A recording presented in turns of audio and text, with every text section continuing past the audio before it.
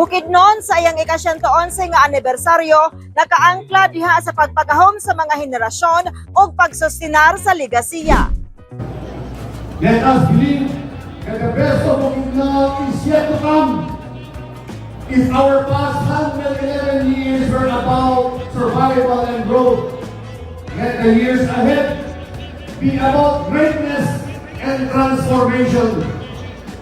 Together we will show the world that Bukidnon is not just a place on the map, but a shining example of what unity, faith, and hard work can achieve. Nakatutok ang pagigpulong ni Governor Rogelio Nilpi Roque sa paggiya ni ini sa lalawigan nga mahimong panag-ingnan sa panaghiusa, hugot nga pagtuo og mga paningkamot sa gihimong flag raising ceremony, Parade of Colors and Social Civic Parade, Setyembre 1, 2025, subay sa tema ning tuig, Bukidnon at 111 Years, Empowering Generations, Sustaining Our Legacy. Ang maong tema nagsilbi nga hagit og saad nga mapagahom ang sunod nga mga henerasyon ug ipadayon ang legasiya diha sa pagpauswag sa mga industriya, pagpreserba sa kultura ug tradisyon. Gilakbitan usab niini ang mahinungdanong papel sa Bukidnon isip usa sa mga nag-unang probinsya nga naga-contribute sa national food security ug economic stability.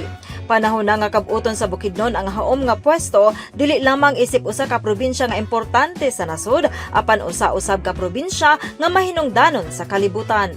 Nakighiusa sa selebrasyon sa probinsya sa Bukidnon ang mga piniling opisyales, mga lumilihok sa nagkadaiyang syudad ug lungsod niini, uban sa nagkalainlaing ahensya sa gobyerno, CSOs, NGOs, akadem ug uban pang stakeholders sulod sa lalawigan.